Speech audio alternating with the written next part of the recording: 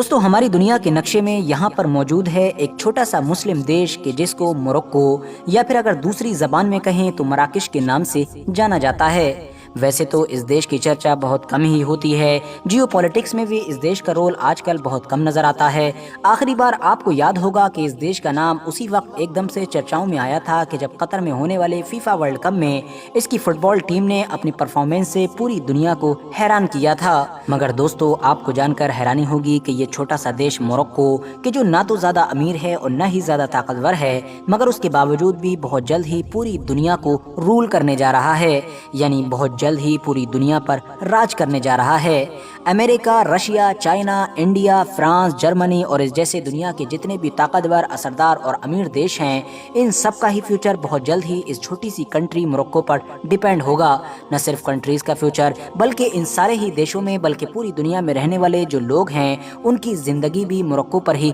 Depend हो जाएगी। ऐसा मैं नहीं कह रहा बल्कि ये भविष्यवाणी दुनिया के एक्सपर्ट्स की तरफ से की जा रही है। मगर अब सवाल यही है कि आखिर इस छोटे से देश के पास है क्या चीज? आखिर इसको अचानक से कुदरत का वो कौन सा खजाना मिल गया है कि जिसकी वजह से न सिर्फ दुनिया भर के लोगों की जिंदगी इस पर डिपेंड हो गई है बल्कि दुनिया की सुपर पावर्स की नजरें भी इस देश की तरफ घूम चुकी हैं। तो चलिए आज की इस छोटी सी वीडियो में हम अपने इन्हीं सारे सवालों के जवाब जानने की कोशिश करते हैं। RH नेटवर्क के नॉलेजेबल फ्रेंड, सबसे पहले तो आप लोग इस चमगादड़ से मिलिए। वैसे तो चमगादड़ का नाम सुनते ही बहुत सारे लोग डरने लगते हैं क्योंकि इसको न सिर्फ अभी 2-3 साल पहले ही दुनिया में फैलने वाली एक खतरनाक बीमारी कोरोना का जिम्मेदार माना जाता है, बल्कि कोरोना से पहले भी हमारी दुनिया में ऐसी बहुत सारी बीमारियां आई हैं कि जिसका नाम चमगादड़ के साथ जोड़ा गया है। मगर आपको जानकर हैरानी होगी कि वो भी चमगादड़ ही है कि जिसकी वजह से सिर्फ पिछले 100 सालों के अंदर हमारी दुनिया की आबादी 2 या फिर 3 नहीं बल्कि पूरे 4 गुना बढ़ चुकी है।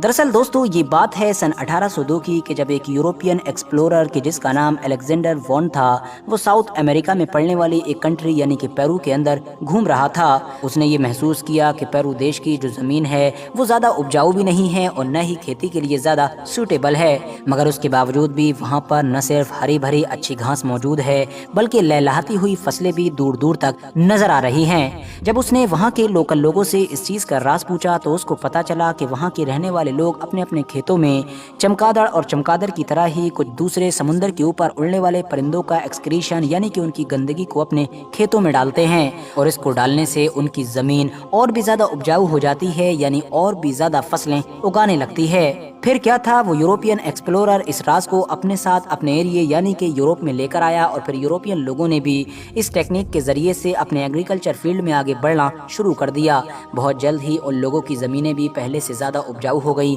और ज्यादा से ज्यादा अनाज और ज्यादा से ज्यादा दूसरी चीजें पैदा करने लगी। अगले कुछ वक्त तक तो चमगादड़ और इस तरह के कुछ परिंदों के एक्सक्रीशन यानी कि उनके जिस्म से निकलने वाली गंदगी को खाद के तौर पर इस्तेमाल किया जाता रहा था, मगर फिर 1913 आते आते एक बड़े वैज्ञानिक ने इसी खाद को आर्टिफिशियली बनाने का तरीका भी खोज निकाला था और फिर इसी फर्टिलाइजर की वजह से हमारी दुनिया में इंसानों की आबादी में भी एक बड़ा बूस्ट देखने को मिला और सिर्फ 1912 से लेकर 2012 तक यानी 100 साल के अंदर ही हमारी दुनिया की आबादी 1.5 अरब से डायरेक्ट 7.5 अरब के भी पार पहुंच गई। फिलहाल दोस्तों सब कुछ ठीक ठाक चल रहा था, मगर फिर सन 2010 में अचानक से हमारी दुनिया के वैज्ञानिकों ने एक ऐसी चीज का पता लगाया कि जिसने दुनिया के होश उड़ा दिए। दरअसल साइंटिस्ट को ये पता चला कि हम लोग जिस खाद का इस्तेमाल अपने खेतों में करते हैं और जिसको 1913 से लगातार आर्टिफिशियली तैयार करते आ रहे हैं, तो इसको बनाने में जिन 2 चीजों का बड़ा योगदान होता है यानी कि पोटेशियम और फॉस्फेट, ये दोनों ही चीजें बड़ी तेजी के साथ हमारी दुनिया से खत्म होती जा रही हैं। पोटेशियम तो शायद अगले 100 साल तक भी हमारी इस दुनिया में बाकी रहेगी, मगर जो फॉस्फेट है वो तो शायद अगले 50 सालों में ही हमारी इस दुनिया से खत्म हो जाएगी। यही वजह थी कि ये रिपोर्ट आते ही दुनिया की वो सारी कंट्रीज कि जिनके पास फॉस्फेट मौजूद है यानी जिनकी जमीन में ये चीज पाई जाती है वो फौरन अलर्ट हो गई थी और उन्होंने इसको बचाने के लिए तरह तरह के कानून बनाना और उनको लागू करना भी शुरू कर दिया था। आपको जानकर हैरानी होगी कि इन्हीं सारी रिपोर्ट्स और इन्हीं सारे कानूनों का ही नतीजा था कि सिर्फ 2020 से लेकर 2021 के बीच में फॉस्फेट के जो प्राइस हैं उनमें 80% का उछाल आया था। सितंबर सन 2021 में तो चाइना जैसे देश ने भी अपने देश में जितना भी फॉस्फेट मौजूद है उसको बाहर एक्सपोर्ट करने पर बैन लगा दिया है, क्योंकि चाइना को डर है कि कहीं ऐसा ना हो कि फॉस्फेट खत्म हो जाए और फिर खाद ना बन सके, जिसकी वजह से आने वाले दिनों में उसके खुद के लोगों के लिए ही फूड यानी कि अनाज की शॉर्टेज हो जाए और लोग भूख से ही मरने लगें। मगर दोस्तों, अब यहाँ पर गौर करने वाली बात ये है कि चाइना एक ऐसी कंट्री है कि जिसके पास दुनिया के दूसरे सबसे ज्यादा फॉस्फेट रिजर्व्स मौजूद हैं। मगर उसके बावजूद भी अगर आप लोग डेटा पर नजर डालोगे तो आपको पता चलेगा कि दुनिया में जितना भी फॉस्फेट है उसका सिर्फ 5% ही चाइना के पास मौजूद है। इसके अलावा अब अगर इस लिस्ट में तीसरे नंबर वाली कंट्री की बात कर ली जाए यानी कि सीरिया की, तो सीरिया के पास भी जो पूरी दुनिया में फॉस्फेट है उसका सिर्फ और सिर्फ 3% मौजूद है। इसके अलावा अगर आगे की और कंट्रीज पर भी आप नजर डालेंगे तो आपको पता चलेगा कि सबके पास 1, 1.5 या फिर 2% ही पूरी दुनिया का फॉस्फेट रिजर्व मौजूद है। और दुनिया में सिर्फ एक ही ऐसी कंट्री है कि जिसके पास पूरी दुनिया में जितना भी फॉस्फेट रिजर्व है उसका